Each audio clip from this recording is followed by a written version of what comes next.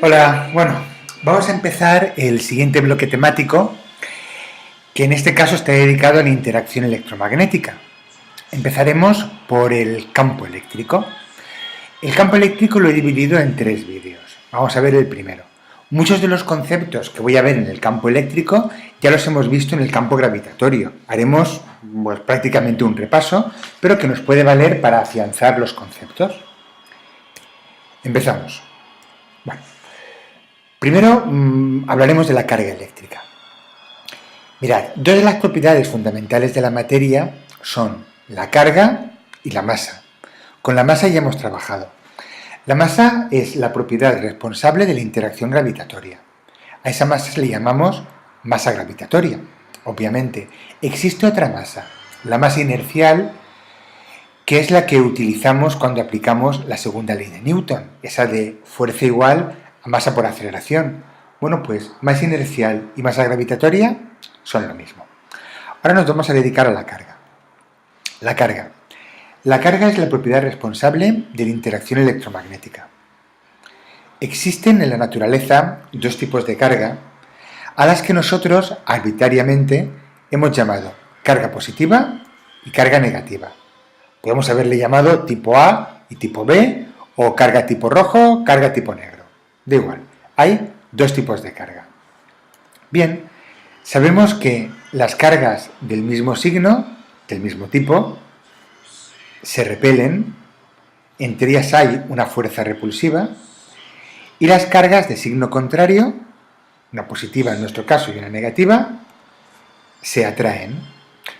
Fijaos, en la interacción gravitatoria la repulsión no existía, solamente existía atracción.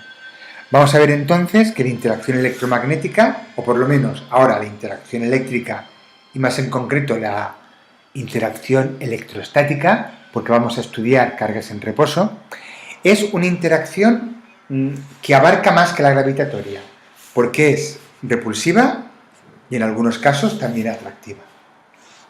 La gravitatoria solamente era atractiva. Bien, la unidad de carga en el sistema internacional es el coulombio.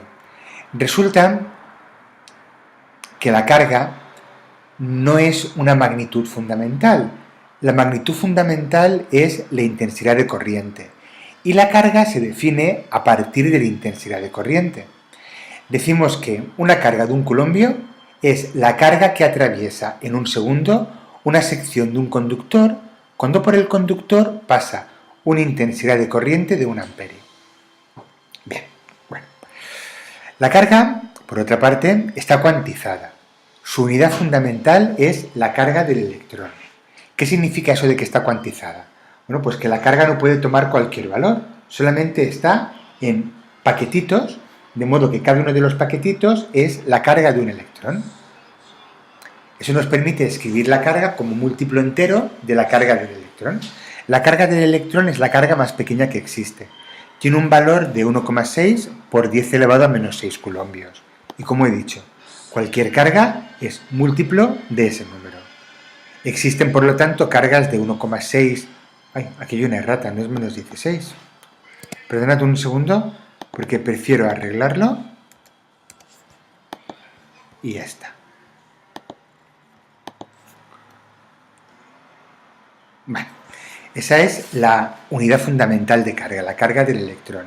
La carga de cualquier materia siempre es un múltiplo entero de la carga del electrón. Como he dicho antes, yo puedo tener una carga de 1,6 por 10 elevado a menos 19, de 3,2 por 10 elevado a menos 19, o cualquier múltiplo. Pero no puedo tener 2,5 por 10 elevado a menos 19. Bien. Los cuerpos se pueden cargar ganando o perdiendo electrones. Bien, principio de conservación de la carga. En cualquier proceso que ocurra en un sistema aislado, la carga total no cambia. ¿Eso en qué se traduce? Bueno, se traduce que en la electrización no se crea carga.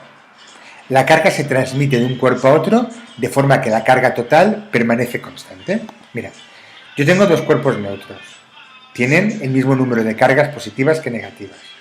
Si yo electrizo uno de ellos, ¿cómo? Pues de forma que se produzca un trasvase de carga de este cuerpo azul a este cuerpo verde.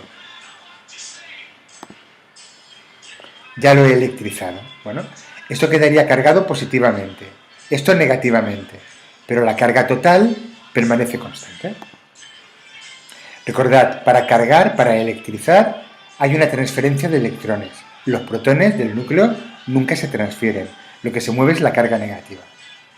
Y como hemos ya comentado antes, ¿no? Un cuerpo con cantidades iguales de carga positiva y carga negativa es eléctricamente neutro. Ley de Coulomb.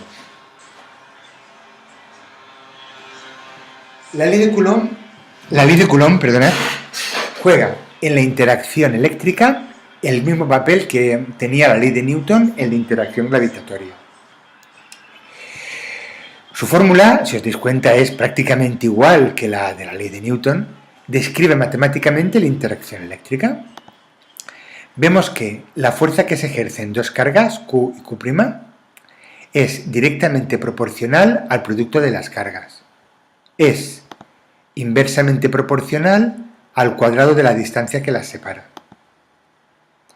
Es una fuerza central, donde U sub R es el vector unitario en la dirección de la recta que une las cargas. Si aquí tengo una carga y aquí tengo otra, la fuerza actúa a lo largo de la línea que las une. El signo de la fuerza, que fijaos que no le he puesto signo, no es que tenga signo positivo, es que no le he puesto signo. El signo dependerá del producto de las cargas, porque me indicará si la interacción es atractiva o repulsiva. Recordad, el producto de dos cargas del mismo signo significaba fuerza repulsiva. Menos por menos, más por más, signo positivo. Y cuando yo tengo cargas de diferente signo, su producto me será más por menos, menos, eso tendría un signo menos, que me indicaría que la interacción es atractiva. Igual que en el caso de la gravitatoria, que como siempre era atractiva, el signo venía de fábrica. Esta fuerza, fijaos por el U sub R, es central y por lo tanto, como ocurría con la fuerza gravitatoria, conservativa.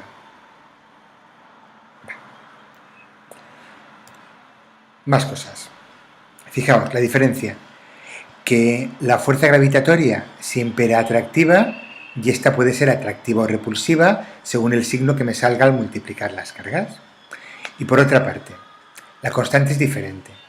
Esta constante K recibe el nombre de constante eléctrica. Depende del medio. En el vacío tiene un valor de 9 por 10 elevado a 9 newton por metro al cuadrado partido Coulomb al cuadrado. El valor de K se suele expresar en función de otra constante que depende del medio, que recibe el nombre de permitividad eléctrica del medio. Cuando hablamos del vacío, la S representa como E sub 0 y tiene un valor que depende de K. Fijaos, K, en contra de lo que ocurría con G, depende del medio, lo repito, depende del medio. Tiene este valor en el vacío. En cualquier otro medio, su valor es diferente y un poquito más pequeño. Un poquito más o poquito menos, depende de las características del medio. Depende de esta epsilon, de la permitividad. Fijaos, no he puesto aquí el valor, pero si recordáis, G era 6,67 por 10 elevado a menos 11. Y esto vale 9 por 10 elevado a 9. A igualdad de otros factores, la fuerza eléctrica es del orden de 10 elevado a 20 veces mayor que la fuerza gravitatoria. Es decir, la fuerza eléctrica es muy intensa.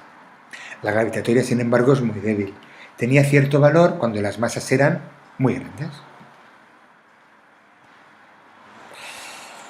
Como resumen a todo esto, la fuerza depende del medio, cosa que en la gravedad no. Bien. Principio de superposición. Ya sabemos cómo es la fuerza que una carga Q le ejerce a una carga Q' o una carga Q1 a una carga Q. Las fuerzas son iguales, pero solamente me va a interesar lo que una carga le hace a la otra. Bien, si yo tengo que una carga Q está interaccionando con tres cargas, cada una de ellas le ejercerá una fuerza.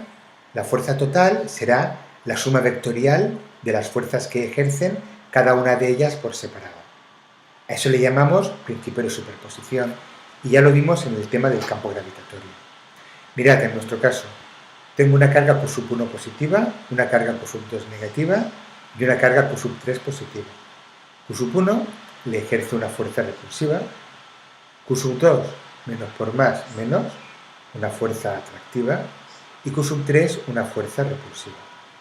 La fuerza total será la suma vectorial. Para hacer la suma vectorial yo debo escribir las fuerzas en sus componentes cartesianas. Eso lo haré o bien obteniendo el valor de la fuerza por este método analítico general que utilizo en casos complejos, o utilizando la proyección en los ejes usando el seno y el coseno, como hemos visto o como vimos en el caso del campo gravitatorio. Hay veces que por la simetría del problema esto no es necesario. Y bueno, como el tema era principio de superposición, en esto se resume el principio de superposición, que la fuerza es la suma de las fuerzas, que la fuerza eléctrica con conjunto de cargas Q sub I realiza sobre una carga Q es la suma vectorial de las fuerzas que cada una de ellas realiza por separado, de modo individual. Vamos a verlo con un problema.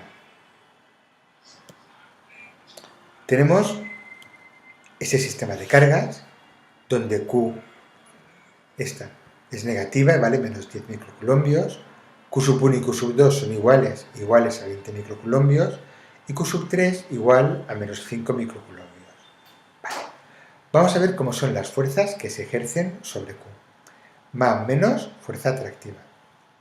Menos más, fuerza atractiva. Menos menos, fuerza repulsiva. ¿Vale?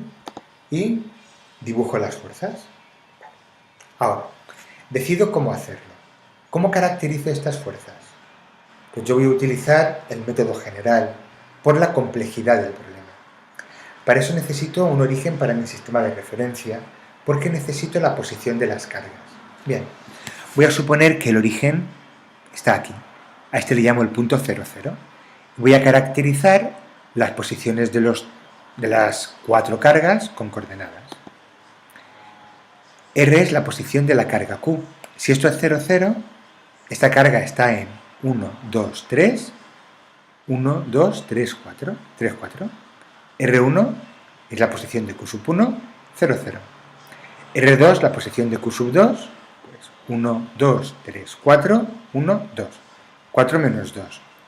Y R3 me indica la posición de Q sub 3, 1, 2, 3, 4, 5, 6, 7, 8, 8, 1. ¿Vale? Ahora, recordad, necesitábamos los vectores R menos R1, R menos R2 y R menos R3. ¿Cómo se obtienen? Pues componentes de R menos componentes de R1, R2 y R3. Pues voy restándolo componente a componente. 3, 4 menos 0, 0, 3, 4. 3, 4 menos 4 menos 2, menos 1, 6. 3, 4 menos 8, 1, menos 5, 3. Ahora, necesito los módulos. El módulo es la raíz cuadrada de la suma de las componentes al cuadrado, ¿vale? Voy operándolo. 3 al cuadrado más 4 al cuadrado, 25, raíz de 25, 5. Menos 1 al cuadrado más 6 al cuadrado, raíz de 37, 6,08. Menos 5 al cuadrado más 3 al cuadrado, raíz de 34, 5,83. Vale. Recopilo toda esta información y me voy a la siguiente diapositiva. Vale. ¿Qué es lo que hago? Pues aplico esta fórmula general para calcular la fuerza que que Q sub 1 le hace a Q, que Q sub 2 le hace a Q y que Q sub 3 le hace a Q. Pues vamos a hacerlo. Sustituyo los valores, esto era la constante K, la distancia 5 al cubo, el vector 3, 4 y las cargas Q menos 10 por 10 elevado a menos 6 y Q sub 1, 20 por 10 elevado a menos 6. Esto lo operamos. ¿Está? ¿Cómo? Mira, con la calculadora. Este por este partido esto, y lo que me dé lo multiplico una vez por 3 y luego otra vez por 4. Para el resto, operaríamos análogamente. Fijaos, pongo las distancias que ya he obtenido aquí al cubo, la constante, las cargas. ¿Esto qué era? Q por Q1, esto Q por Q2 y esto Q por Q3. ¿Y los vectores?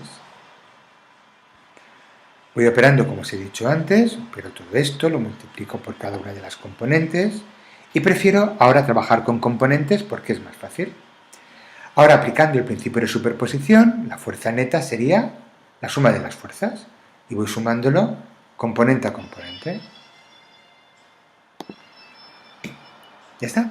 Esta sería la fuerza que actúa sobre la carga Q debido a las otras tres.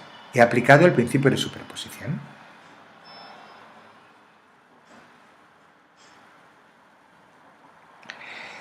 Bien, pues vamos al campo eléctrico. Vamos a definirlo igual que definimos el gravitatorio. Decimos, un cuerpo cargado, por el hecho de tener carga, perturba las propiedades del espacio que le rodea, en el sentido de que si yo coloco una carga en el espacio, experimentará una fuerza de atracción o de repulsión hacia la primera, hacia la carga que crea el campo. Obviamente, si yo coloco una carga positiva, por ejemplo aquí una carga positiva experimentará una repulsión y una carga negativa una atracción. Decimos que esta carga crea a su alrededor un campo eléctrico. Bien. El campo eléctrico creado por la carga en un punto del espacio, ¿cuándo se pone de manifiesto? ¿Cuándo yo noto que hay un campo eléctrico? Cuando yo coloco en dicho punto una carga, porque la carga experimentará una fuerza. La fuerza vendrá dada por la ley de Coulomb. Si yo tengo una carga Q que crea un campo a una distancia R de la posición de la carga, al colocar una carga Q minúscula, esta carga experimentará una fuerza. Obviamente la carga Q grande también, pero eso no me importa. Me importa la fuerza que se ejerce sobre la carga que yo coloco en el campo. ¿Vale? Esta fórmula vale para cargas puntuales.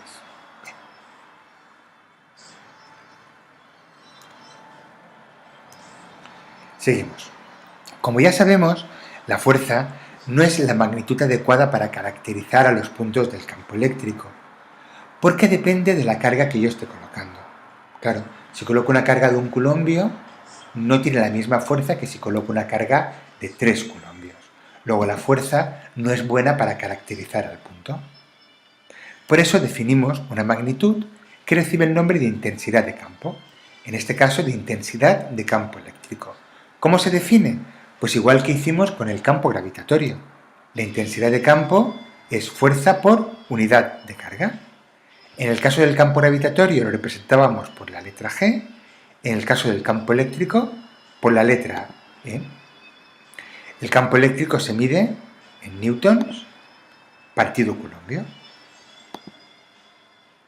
Coincide con la fuerza que actuaría sobre la unidad de carga positiva. Claro, ¿cuándo E y F son iguales? Cuando la carga vale 1, no menos 1, 1.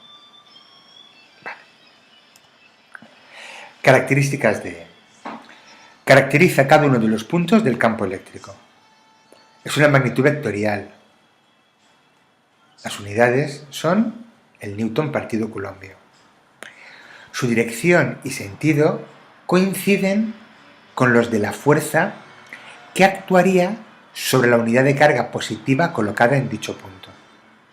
Aquí, pensaba que lo había rectificado. Perdona. Rectificado.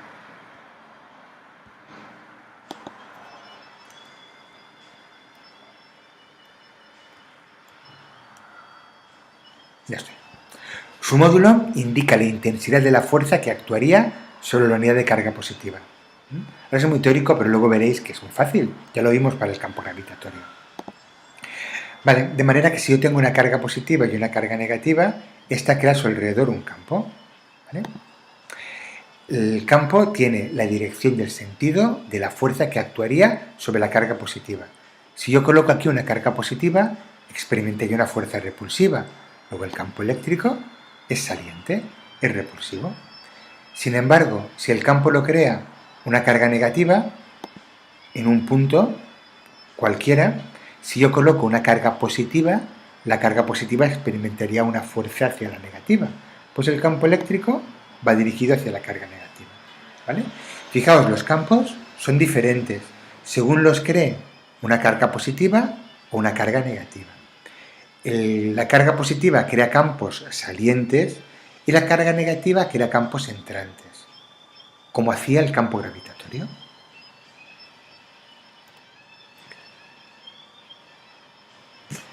El campo eléctrico en un punto creado por una carga puntual vendría dado por esta fórmula.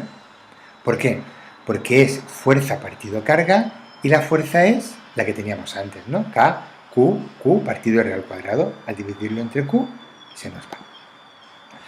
Bueno, para calcular el campo creado por un conjunto de cargas discretas, un sistema de cargas puntuales, utilizamos, obviamente, como ya sabemos, el principio de superposición. ¿Vale? Mirad, el sentido del campo es el que tendría la fuerza que actuaría sobre la unidad de carga positiva. Si tengo una carga positiva, crea un campo saliente. Si tengo una carga positiva, crea un campo saliente. Si tengo una carga negativa, crea un campo entrante. Y el campo total es la suma vectorial. El campo eléctrico que un conjunto de cargas Q crea en un punto P es la suma vectorial de los campos que crearían cada una de las cargas individualmente. Pues sumo los tres. Los tres porque tenía 3. Si tuviera 2, sumaría 2. Si tuviera 8, sumaría 8.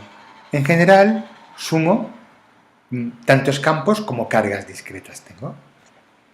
El principio de superposición que ya hemos utilizado para las fuerzas en los dos campos y para el campo en el caso del campo gravitatorio. Bien. La suma vectorial la hacemos caracterizando a los vectores mediante coordenadas cartesianas.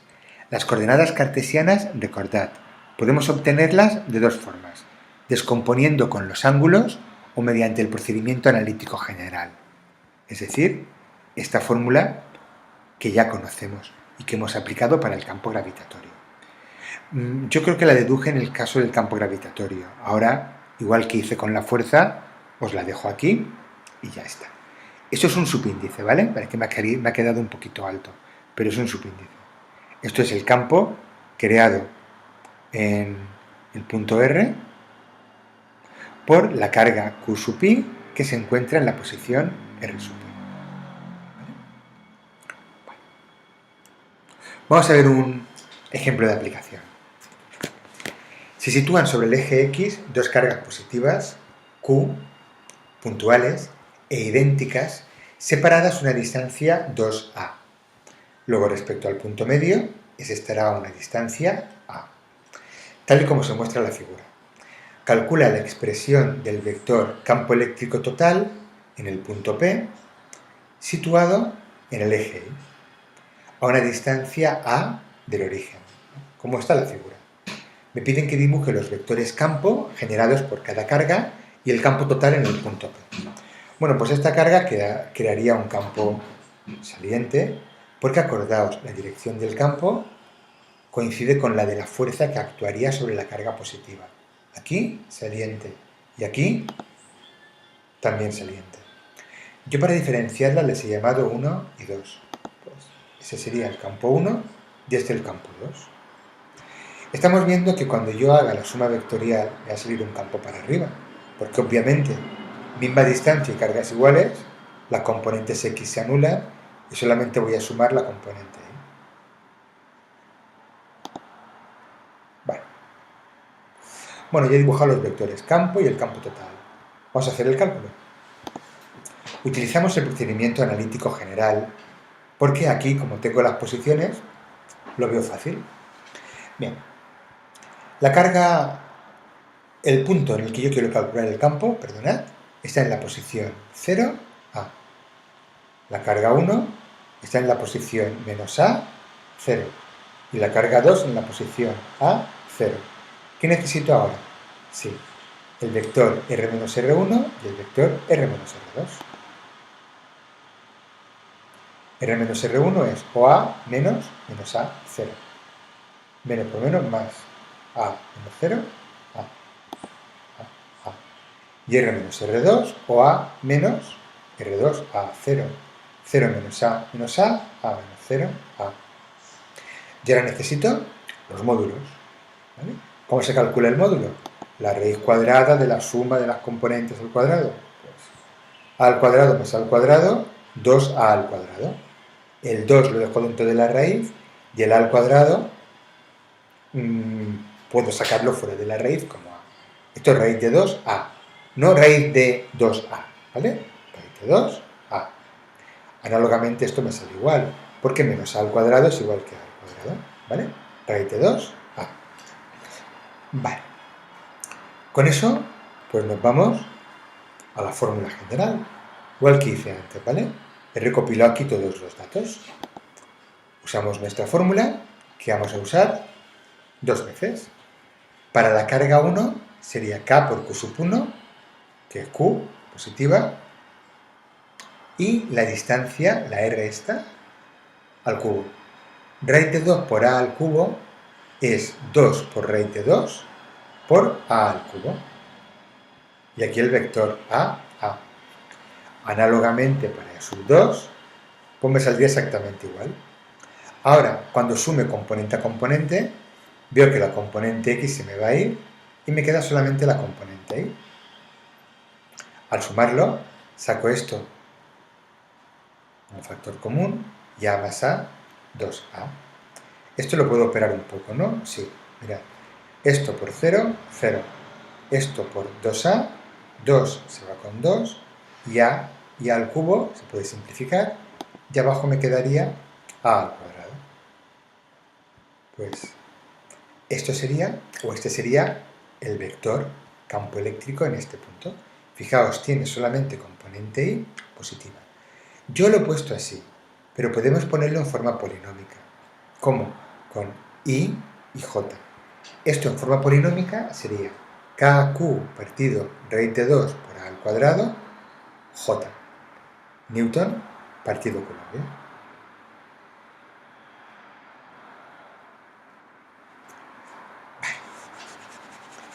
Para un conjunto de cargas puntuales, ya sabemos cómo calcular el campo total, ¿vale? Aplicando el principio de superposición. Si tuviéramos un sistema continuo de carga, pues haríamos prácticamente lo mismo, pero teniendo en cuenta una cosa, que un sistema continuo de carga está formado por un conjunto infinito, o por lo menos muy grande, de cargas infinitesimales. De modo que en un punto, cada una de las cargas infinitesimales crea un campo infinitesimal. El campo total sería pues, un campo infinitesimal que vendrá dado por esta fórmula, ¿vale? Si la carga no es infinitesimal, es un campo finito. Si la carga es infinitesimal, muy pequeña, es un campo infinitesimal. Y el campo total es la suma de los campos infinitesimales. La suma de elementos infinitesimales es la integral, ¿vale? Pues esto sería. Ay, perdonad, aquí una pequeña errata he cometido, ¿vale? Debería integrar también, ¿vale? Aquí me falta el signo de la integral. Voy a dibujarlo rápidamente y así lo veis.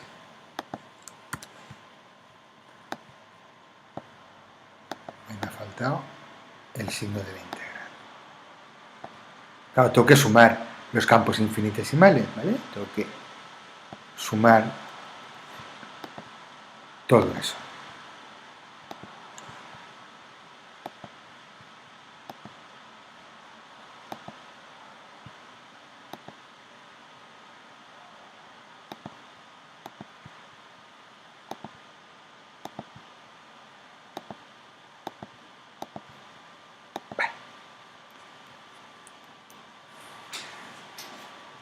Creo que esto se ha quedado claro, ¿no? Parece que no lo estamos practicando.